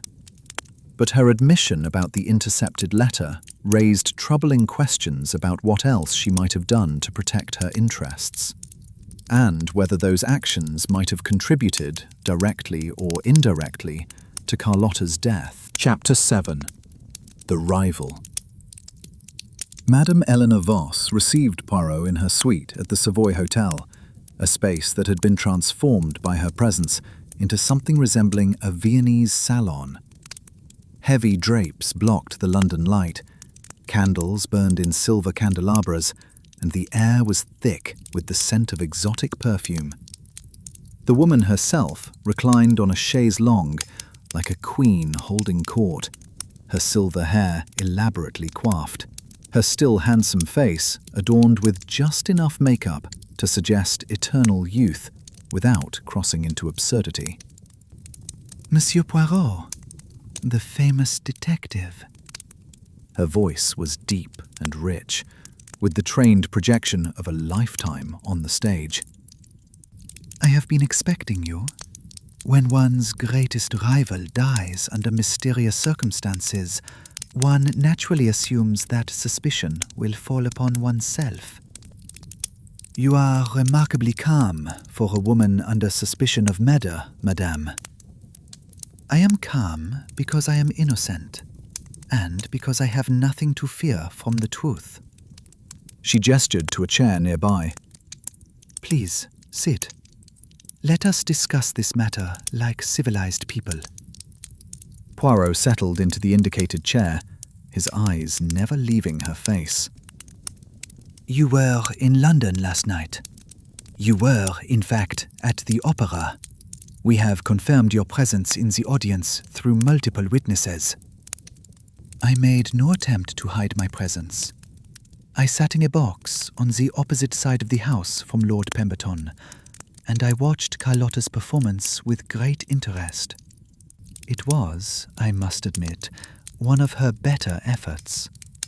A pity it was also her last. You do not sound particularly grieved by her death. I am not grieved. Carlotta and I were enemies, bitter, implacable enemies, who had been trying to destroy each other for over 20 years. Her death removes an obstacle from my path and avenges countless wrongs she did to me over the years. Why should I pretend to mourn someone I despised? That is a remarkably honest admission, madame. I am a remarkably honest woman, Monsieur Poirot. Unlike Carlotta, who built her career on lies and manipulation and the destruction of anyone who stood in her way.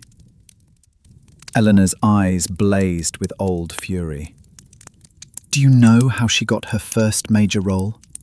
She seduced the director of the Milan Opera and then blackmailed him with letters he had written her. Do you know how she eliminated her principal rival in Vienna? She spread rumors that the woman had syphilis, destroying her reputation and her career. Do you know how she... I am aware of Madame Carlotta's history, madame. What I am interested in is your history. Specifically, your whereabouts last night between the interval and her collapse. Eleanor smiled coldly. I remained in my box throughout the performance. I did not go backstage, I did not approach the props area, and I certainly did not poison any goblets. I have a dozen witnesses who can confirm my presence in the audience, including the German ambassador and his wife, who were my guests for the evening. The German ambassador. That is a very convenient alibi. It is a truthful alibi, which is all that matters. I came to London to attend a diplomatic function at the embassy, and I decided to stay an extra few days to see Carlotta perform. Call it professional curiosity, or call it the desire to watch my enemy at the height of her powers before planning my next move against her. Either way, I was in the audience, not backstage, and I had nothing to do with her death. And yet you had motive. You have just admitted that you hated her, that you had been trying to destroy her for 20 years. Her death benefits you professionally and personally. Her death benefits me, yes, but I did not cause it.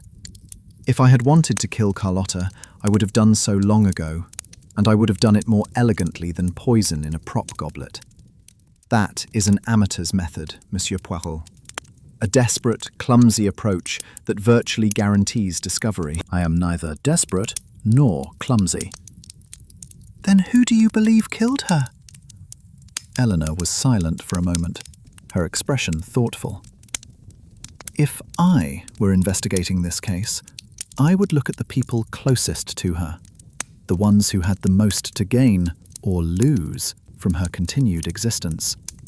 The understudy who had been waiting years for her chance to shine, the lover she had publicly humiliated, the director who was tired of her demands, the patron whose secrets she held over his head. You know about Lord Pemberton?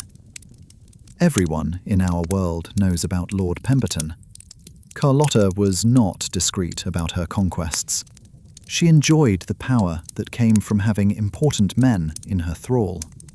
She used Lord Pemberton's affection to secure his financial support for her career, and she would have discarded him the moment he ceased to be useful. You think Lord Pemberton killed her? I think Lord Pemberton had motive.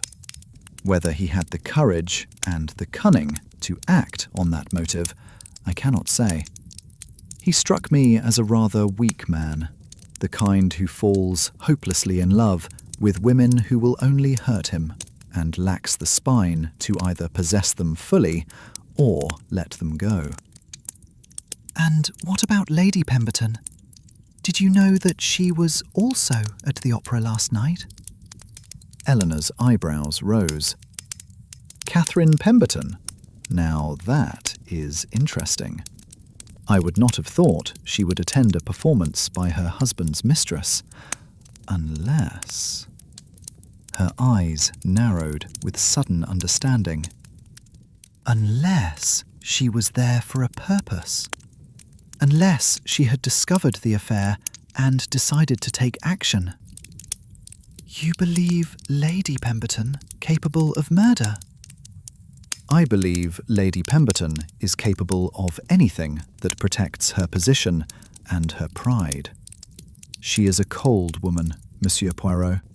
Cold and calculating, and utterly ruthless beneath her aristocratic facade. If she learned that Carlotta was planning to expose the affair, to humiliate her publicly, she might well have decided that murder was preferable to scandal. You speak as though you know her well. I know her type.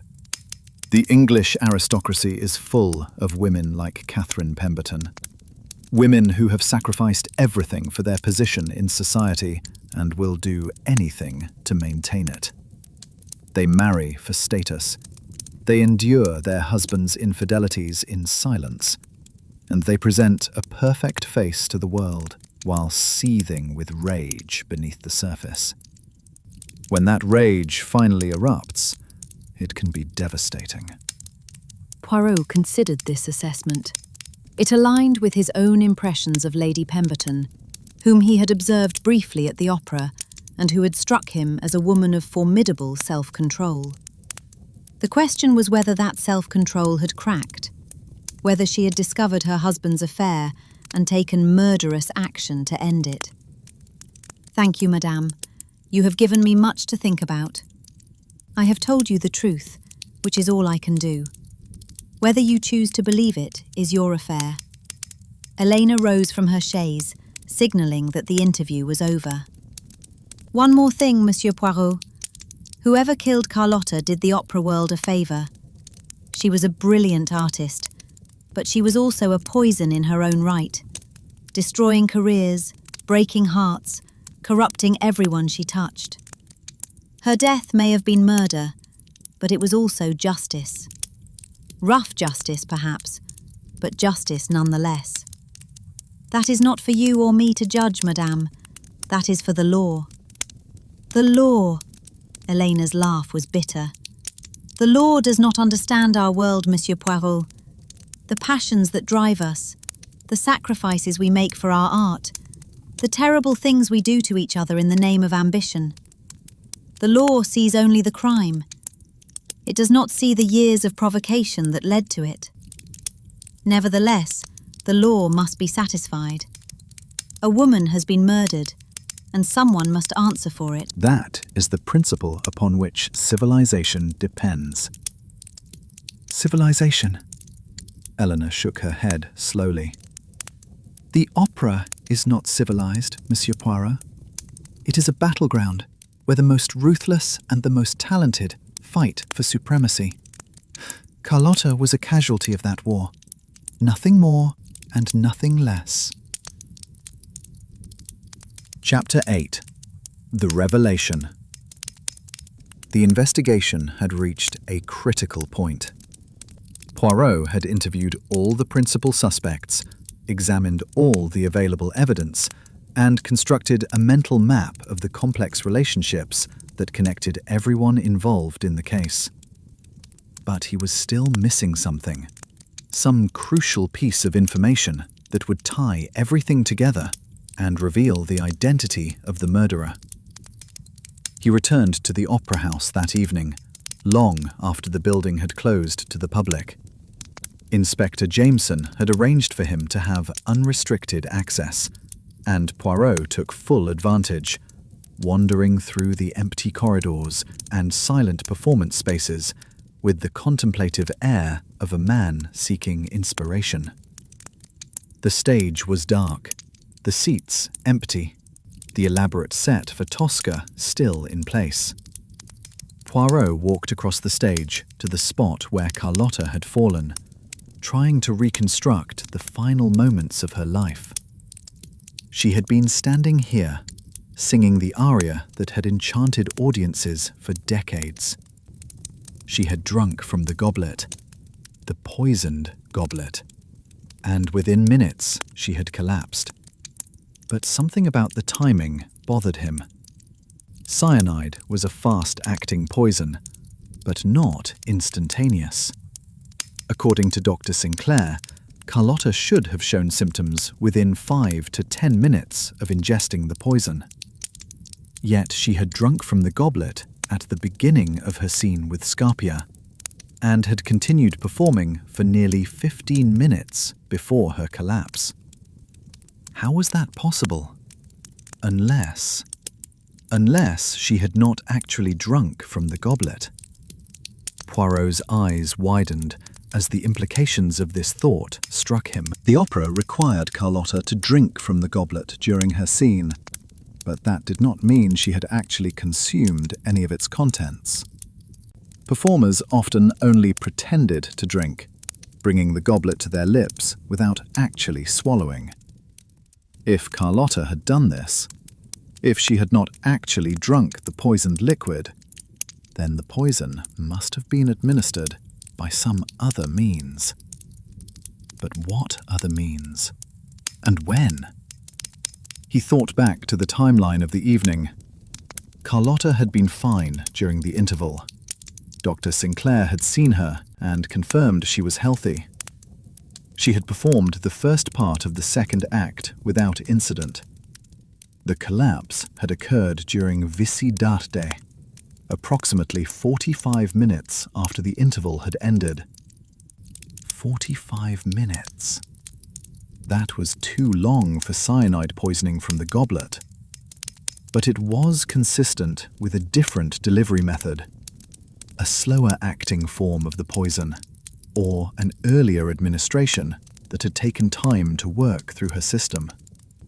Poirot began to search the stage and the wings, looking for any evidence of an alternative poison delivery method. He examined the props, the costume pieces, the makeup supplies. He checked the water bottles that performers used between scenes, the throat lozenges that singers relied on to keep their voices clear. And then he found it. In Carlotta's dressing room, hidden among her personal effects, was a small silver flask, the kind of elegant container that a woman might use to carry a restorative drink during a demanding performance. The flask was nearly empty, but a few drops of liquid remained in the bottom.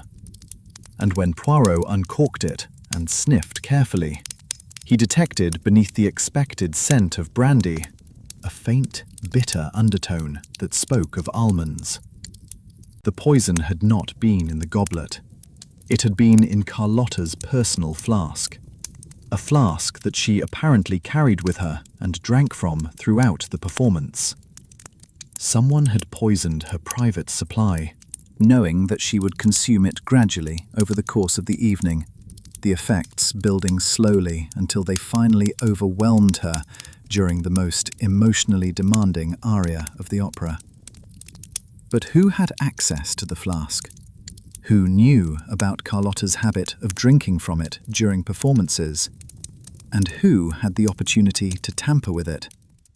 The answer, Poirot realized, had been in front of him all along.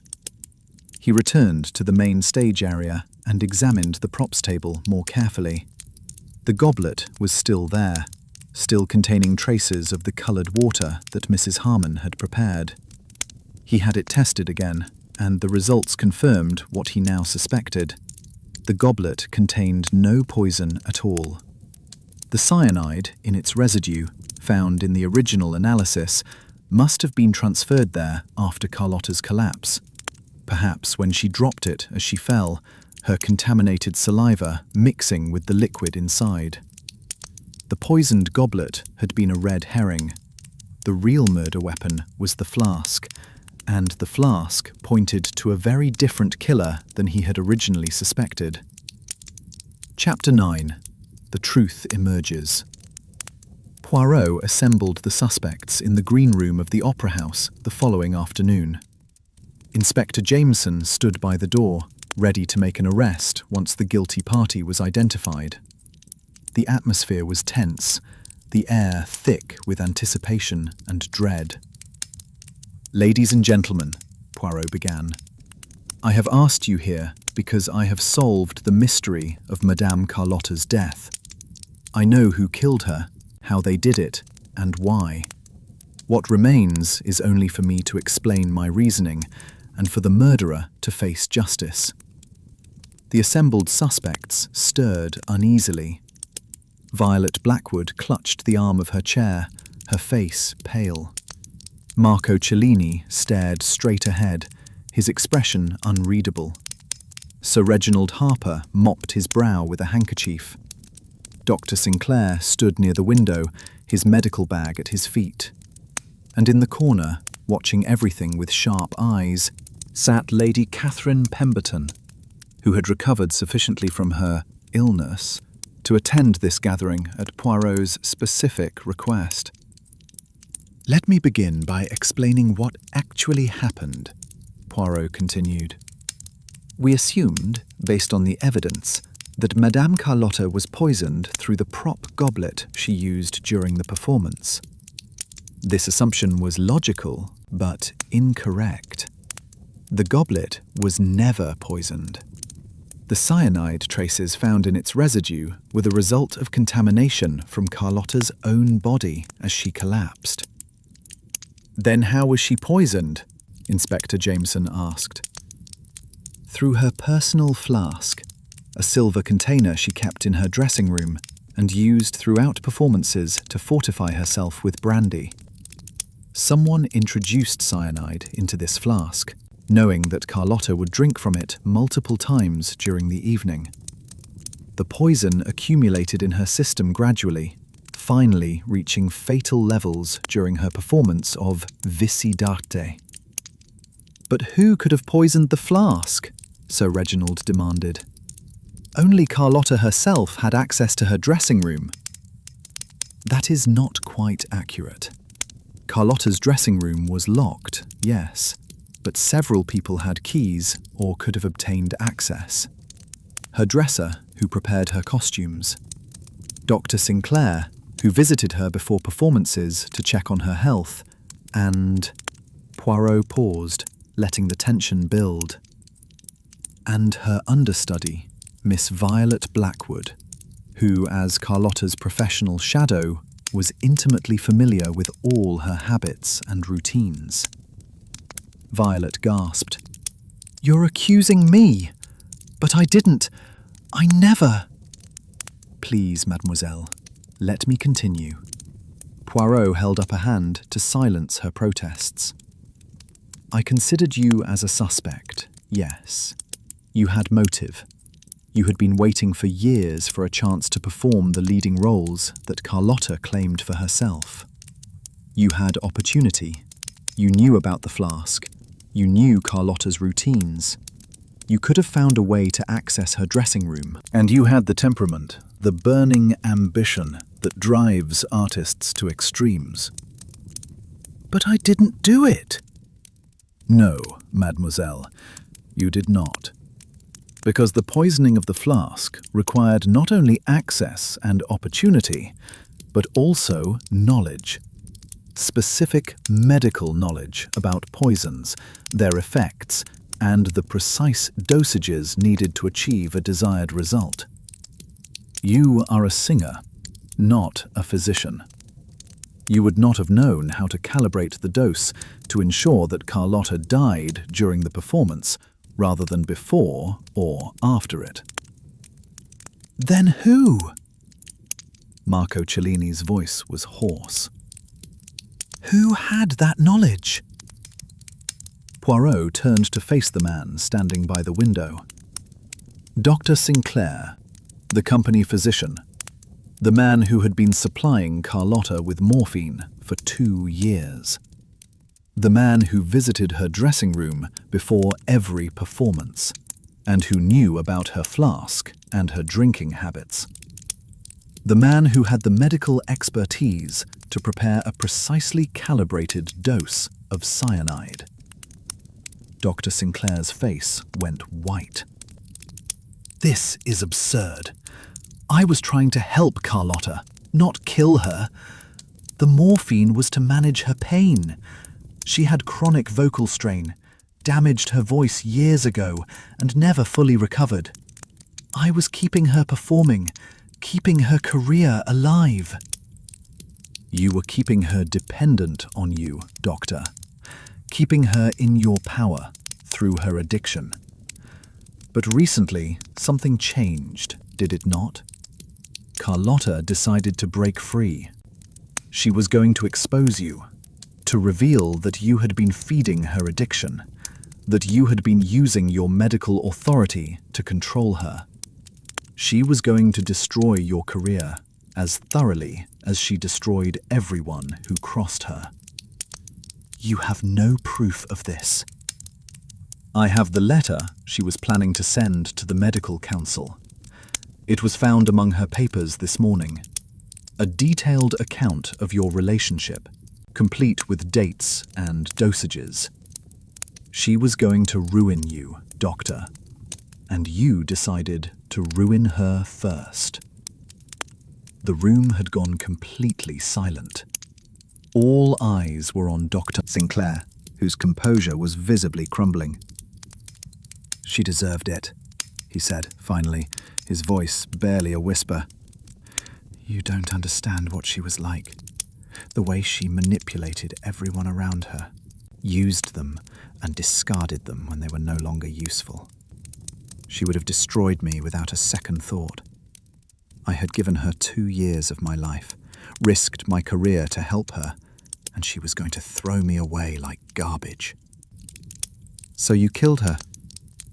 I gave her what she wanted, oblivion. I put enough cyanide in her flask to ensure she would never wake up. I knew exactly how much she would drink, exactly when the effects would hit her.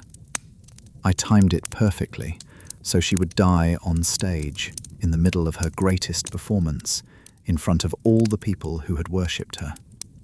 His voice turned bitter. It was poetic, don't you think? The great Carlotta Donatello, silenced forever at the height of her art. She would have appreciated the drama of it, if nothing else. Inspector Jameson stepped forward, handcuffs ready. Dr. Edmund Sinclair, I arrest you for the murder of Carlotta Donatello. You are not obliged to say anything, but anything you do say may be given in evidence against you. Dr. Sinclair offered no resistance as the handcuffs were applied. He seemed almost relieved, as though the burden of his secret had become too heavy to carry any longer. As Jameson led him toward the door, he paused and looked back at Poirot. How did you know? How did you figure out about the flask? The timing, Doctor.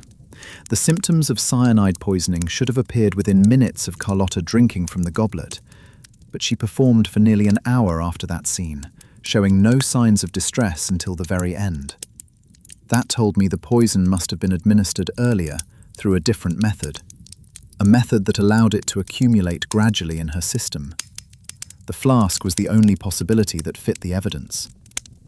And the letter? How did you know about the letter? I did not know about it until this morning, but I suspected that Carlotta was planning some kind of exposure, some revelation that would give someone a powerful motive for silencing her. The letter confirmed my suspicion. Dr. Sinclair nodded slowly. She was a monster, you know. A brilliant, beautiful monster who destroyed everyone who came close to her. I'm not sorry she's dead. I'm only sorry it had to be me who killed her. That is for the courts to consider, Doctor. My role is only to discover the truth. What society does with that truth is beyond my authority. Inspector Jameson led the prisoner away, leaving the remaining suspects in various states of shock and relief. Violet Blackwood was weeping, whether from the stress of having been accused or from some more complex emotion, Poirot could not tell. Marco Cellini sat with his head in his hands, his shoulders shaking. Sir Reginald Harper poured himself a stiff drink and downed it in one gulp. And Lady Pemberton, who had sat through the entire revelation in perfect stillness, finally rose from her chair and approached Poirot. "You knew it wasn't me," she said quietly. "From the beginning, you knew." "I suspected, madame, but I could not be certain until I found the true method of the poisoning. Your husband's affair with Carlotta gave you motive, and your disappearance during the interval gave you opportunity. But you lacked the specific knowledge needed to execute the crime. That pointed me towards someone with medical training." "I knew about the affair," Lady Pemberton admitted. "I've known for months, and yes, I was angry, furious even, but I would never have resorted to murder. That would have been giving Carlotta exactly what she wanted, the power to destroy my life from beyond the grave." "And now? What will you do now that she is gone?" Lady Pemberton's smile was thin and cold. "I will continue as I always have, Monsieur Poirot.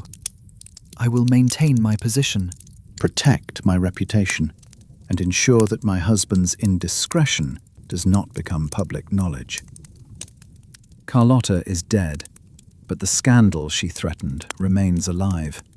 I must manage it carefully." "A practical approach, madame." "I am a practical woman. It is the only way to survive in a world that shows no mercy to those who are not." Chapter 10. Curtain Call. The trial of Dr. Edmund Sinclair was both brief and sensational, attracting coverage from newspapers across Europe and America. The evidence against him was overwhelming, and his own confession, made in the green room and repeated to the police, left little room for doubt. He was found guilty of murder and sentenced to death, though his sentence was later commuted to life imprisonment on grounds of his previous good character and the provocation he had suffered at Carlotta's hands.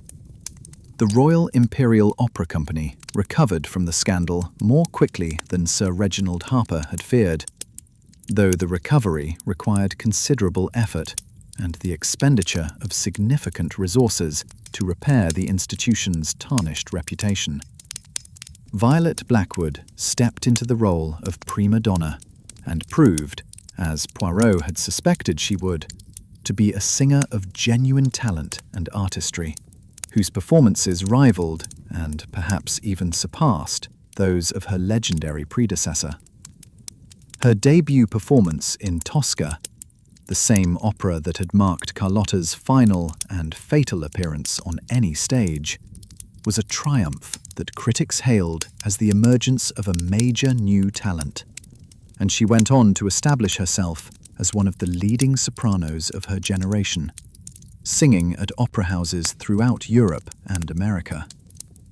Marco Cellini left the company shortly after the trial concluded, unable to bear the memories that haunted every corner of the opera house, where he had loved and lost the most significant woman of his life.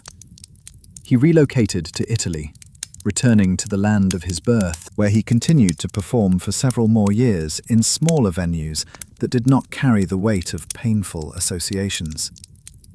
Eventually, he retired to a quiet life in the Tuscan countryside, where he spent his remaining years teaching voice to promising young singers and tending a garden that brought him the peace he had never found in the tumultuous world of professional opera. Whether he ever truly recovered from the loss of Carlotta, whether the wound she had inflicted on his heart ever fully healed, Poirot never learned, for their paths did not cross again. Lord and Lady Pemberton maintained their marriage and their position in society, though those who knew them well observed that the distance between them had grown even colder in the aftermath of the scandal. Lord Pemberton threw himself into his charitable works with renewed energy, as though trying to atone for sins that could never quite be erased. Lady Pemberton continued to attend the opera, sitting in her husband's box with the same perfect composure she had always displayed, watching the performances with eyes that revealed nothing of whatever she might be feeling inside. Madame Eleanor Voss returned to Vienna shortly after the conclusion of the trial, where she gave a series of interviews expressing her shock and grief over her rival's death. Interviews that fooled no one who knew her history with Carlotta, but that satisfied the requirements of public decorum and professional courtesy that even the fiercest rivals were expected to maintain.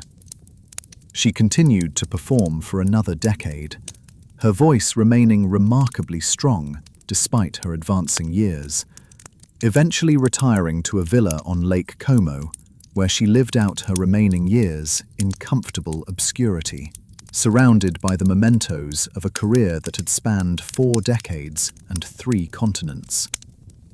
And Hercule Poirot returned to his London flat, where he sat in his favourite chair and reflected on the case he had just solved. It had been, he acknowledged, a remarkable affair, a murder committed in front of 1,000 witnesses, yet invisible to all of them. A crime born of passion and desperation, concealed behind a mask of professional competence. A tragedy that had its roots not in hatred, but in love. The twisted, possessive love of a man who could not bear to let his victim escape his control. The opera, Poirot murmured to himself as he gazed out at the London evening sky, is truly a world of extremes and contradictions, of passions that soar to the heavens and plunge to the depths of hell, of beauty and ugliness intertwined so closely that they become indistinguishable.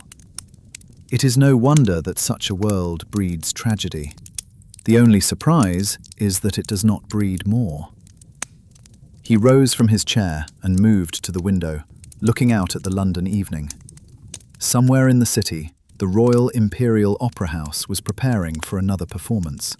The lights were being lit, the orchestra was tuning up, and a new soprano was warming her voice for the role that had been Carlotta Donatello's final triumph. The show, as they say, must go on.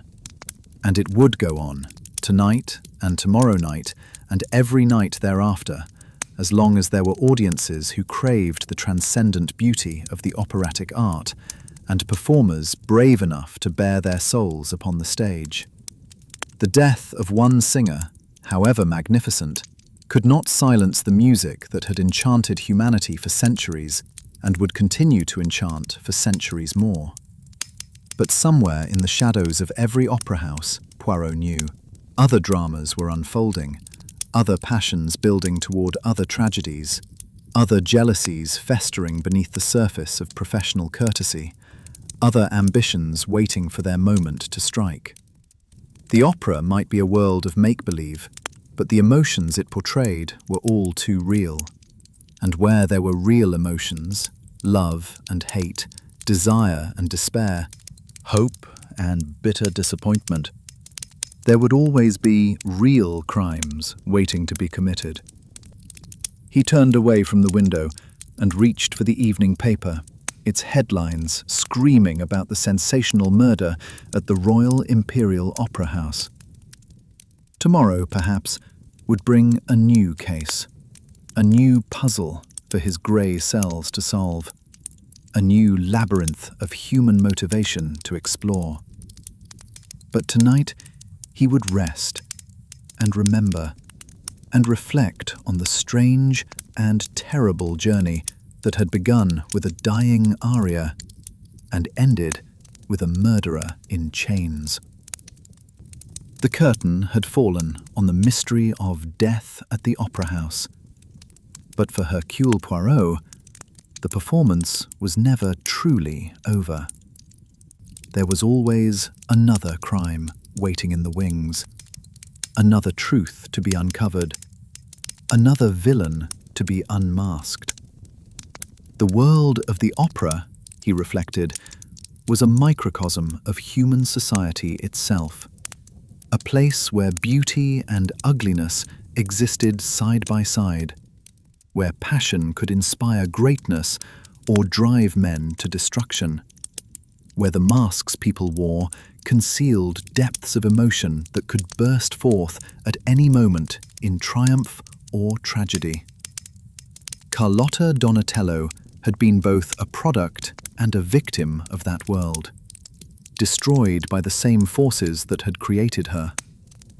Perhaps that was the lesson to be drawn from this case, that talent and ambition, unchecked by compassion or conscience, would ultimately consume those who possessed them. Carlotta had clawed her way to the top, crushing anyone who stood in her path, and in the end, she had been crushed in turn by someone she had wronged. It was not justice, exactly. Justice would have required a trial, a judgment, a sentence properly administered by the authorities. But it was a kind of balance, a settling of accounts that had been building for years. And Poirot, whose role was to discover the truth rather than to judge it, could only observe and record and ensure that the scales of human law, at least, were properly balanced. And he would be ready. Thank you for joining us on The Little Grey Cells for Death at the Opera House. If this tale of passion and poison in the world of opera captured your imagination, please take a moment to like this video, subscribe to the channel, and share your thoughts in the comments below. Did you suspect Dr. Sinclair before the reveal? What did you think of Carlotta Donatello? Was she a victim of her own cruelty? Or simply a talented woman destroyed by the jealousy of others? And what do you think happened to Violet Blackwood after she stepped into the spotlight? Did she learn from her predecessors' mistakes, or was she doomed to repeat them? We love hearing from fellow mystery enthusiasts, and your engagement helps us bring more tales of the little Belgian detective to life. Until next time, keep those grey cells active. Remember that the most beautiful performances can conceal the darkest secrets, and trust that truth, like a perfectly executed aria, will always find its way to the surface in the end. Bravo, and we'll see you in the next mystery.